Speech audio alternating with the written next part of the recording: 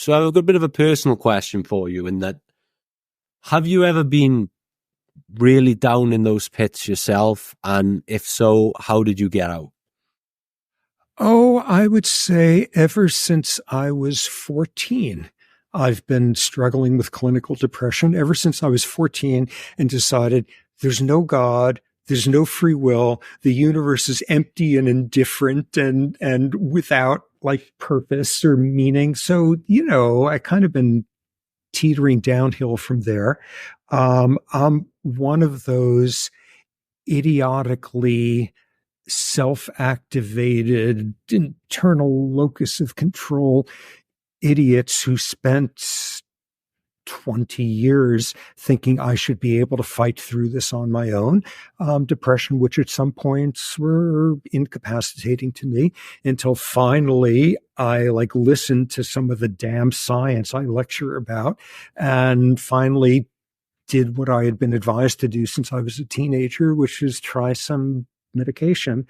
And that's been life-saving ever since. So yeah, I do not come to this subject as an indifferent outsider. Yeah. I mean, just as you mentioned, that's a lot for a 14-year-old to take on. I think, there's a big things to be thinking about. I think at 14 years old, I think I was thinking about Pokemon cards. So, well, if I was your age group, I probably would also, but I would have found some reason to be depressed by Squirtle or whatever those are. He does that to you. He does that to you. Yes. So you say that just like diabetes, then depression is rooted in biology. What is going on in the brain and the body when someone is going through clinical depression? Well, you can describe it on a number of different levels. And just as an aside, that lecture that I did for Stanford that they put up on YouTube 12 years ago on basically biology and psychology, depression and their interactions, it was getting kind of dated. So about 6 months ago, I posted an updated version of the lecture, which I think if you go to the old one, it will now point you to. And thank God, some of the science has advanced since then.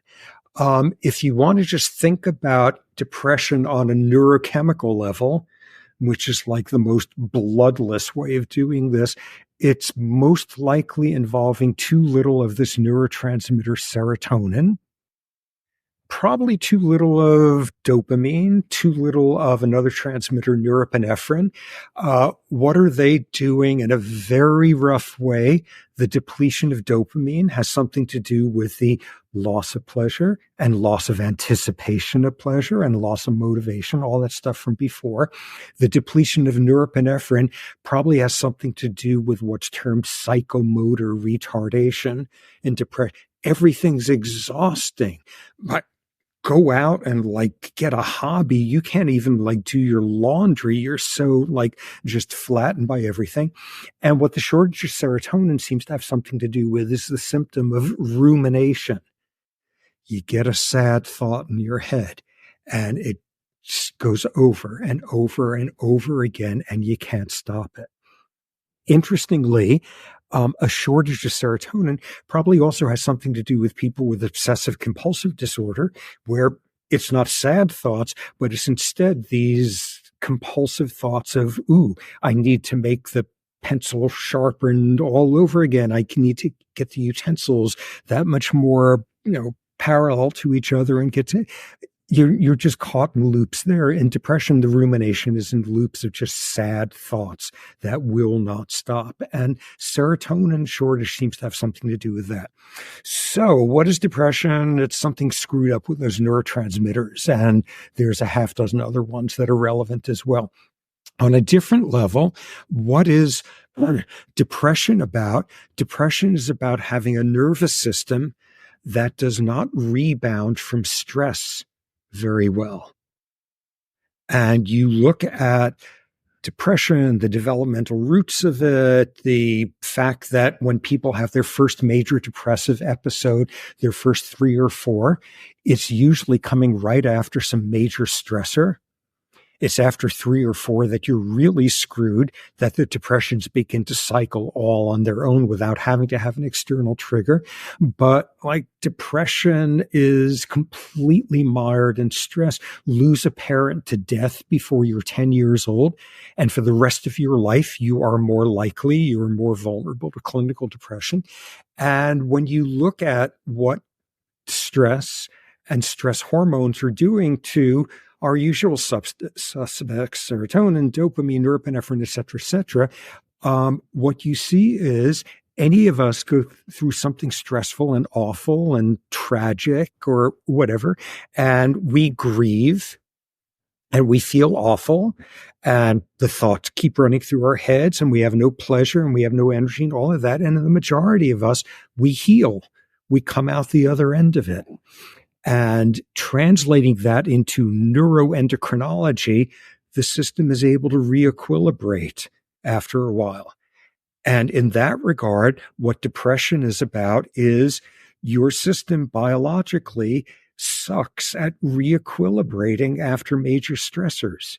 And after a while, it gets knocked out of equilibrium even without a stressor triggering it. So on that level, it's that. Finally, at sort of the more psychological level, what depression is about is you've been trained by life to feel helpless and hopeless and without efficacy. And often that's built around this cognitive distortion that, yeah, that thing that happened to you back when, that was for real. That truly was. Your loved one did die when you were 8 years old. You did fail at whatever. This was unrequited, that tragic. Yeah, those were for real. And where the problem comes in is when you then overgeneralize it to deciding, and not only did I fail then, not only was I abandoned then, I will always fail and I will be abandoned, all that. And it becomes this globalized worldview, and you're helpless and you're hopeless. And if you really want to add some frosting on top, you decide somehow you deserve it. And it just comes with terrible.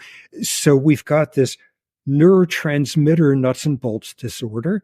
We've got this disorder of stress and adversity in life, kicking some of us more in the rear than others because of the genetics of vulnerability to stress. The vulnerability to depression genetically is that you get knocked more on your ass by challenges than most people do, and you don't reequilibrate as readily. And then on sort of this emotional cognitive level, you see despair and helplessness everywhere you look. And it seems inevitable and unchangeable. And the coolest thing is, like, we know how to tie the serotonin, dopamine, etc. level to the stress hormone level to the cognition of over the pieces all fit together, along with the genes that make you more vulnerable to all of that. So it's like, it's biology. It's screwed up biology. It's not that you don't have backbone. It's not, oh, come on, stop babying yourself. It's not, oh, come on, look, everybody gets ups and downs. And like, come on, stop indulging yourself. It's, as you said, it's like taking somebody with type 1 diabetes and saying, oh, what's with this insulin stuff? Stop babying yourself. Just buck up and you won't need any more insulin. It's a biological disorder, which, like every biological disease, is intertwined with context and social factors and psychological stuff, even stuff like cancer and diabetes. But by the time you get to a psychiatric disorder like crazy, but just like cancer and diabetes, it is moored in biology. It's a disease. It's not, you don't have what it takes.